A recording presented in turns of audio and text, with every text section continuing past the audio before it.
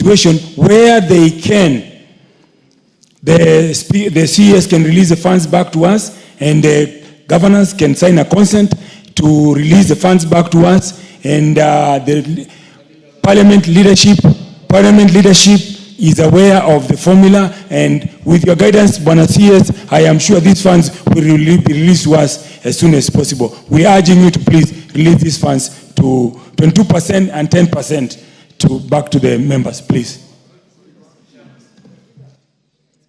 Yes, member from Meru at the back. Yes. Honorable. Thank you, Mr. Speaker. I'm Honorable Karido, the MP Gembe Central. Gembe Central, I've been to your place. Yes. Thank you, Mr. Speaker. Yes. And you're welcome back again to Gembe Central. Mr. Speaker, thank you for giving me this opportunity. I want to encourage and to make it clear to the CS. I think most of us are not new in this country, and we are moving around our counties every day, and we have seen what Kera has done. There is no other fund, especially on loans, which is doing what Kera has done, touching every common person, and even the inner loans that goes to the rural areas, which are dependent upon by our people for survival, in feeding their products and even for movements.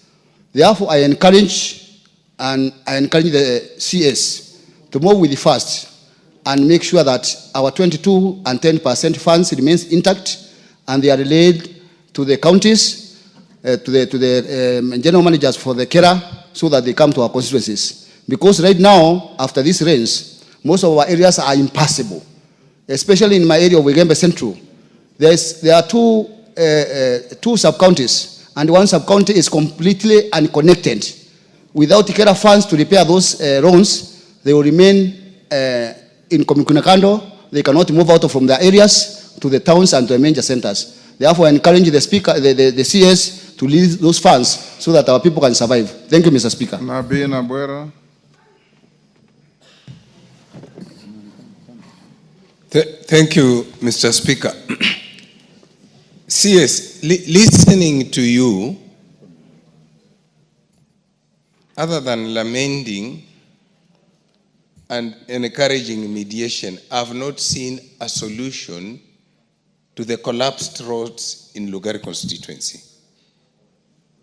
In fact, if I live here without something that says there would be money to Kera to start repairing the roads, even the public participation that we intend to go and do, we may be unable to carry it out because the constituency is impassable. My question is basic. When you have a basket or a granary and you are requested that we want some bags of maize from that granary, and the granary has paddocks, you want 10 bags from 100 bags. Why do you decide to pick 10 bags from the elder son and leave the 10 bags of the middle son or the young son? Secondly, I would really like to know from UCS, if you have traveled across this country, you know very well that roads are categorized. The Kera roads, which are national government roads, if you securitize money, the way the memo for the 10% to the Kera reads, leaving them with 482,000, in where I have kilometers ranging to 184 Kera roads. If you securitize 22%, are you saying that a person in a rural road is a lesser Kenyan than a person in an urban road? Are you saying constituencies that do not have tarmac road should perish? Thank you, Mr. Speaker. Nyakundi. Thank you, Mr. Speaker. I want to give the CS solution to this problem. He has money for CS allocation. As we wait for the mediation to go on, kindly give us that money, because we all even don't know how the CS allocation is distributed within this country. Because we've been having problems with our roads. We come to your office and we get no solution. We get no money to solve those small roads. Number two, 10% and 22% of this money, the 10% and 22%, kindly don't dare touch it, because this is the money that is solving the problem that we have at home of small roads. So kindly don't dare touch it. Lastly, there is money that is normally given out because of public participation. The Budget and Appropriations Committee normally moves around the country. It has come to a point that we have demonetized these small roads to a point that any small road is seen like it's not supposed to be there. It's money that is going to someone's pocket. These roads are meant to serve our people. You will get a bridge of 10 million. And once you put the 10 million, it looks like there is someone who wants to eat the 10 million Kenya shillings.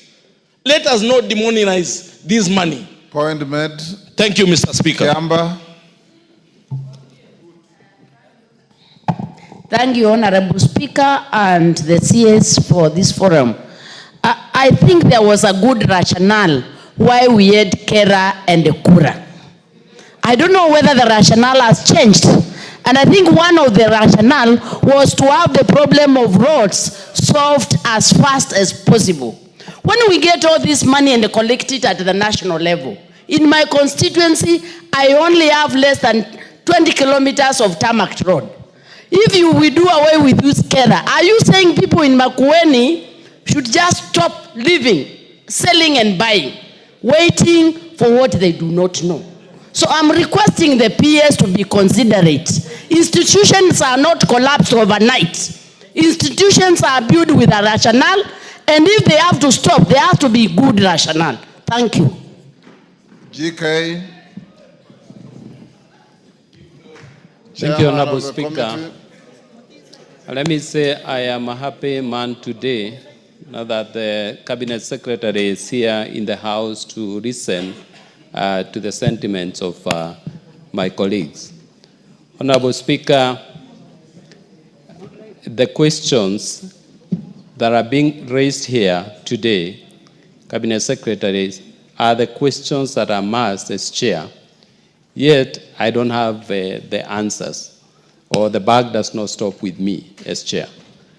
The buck stops with the executive, and you are the representative. So, Cabinet Secretary, I picked two issues that I'll be happy to hear your response on. One, the mediation. When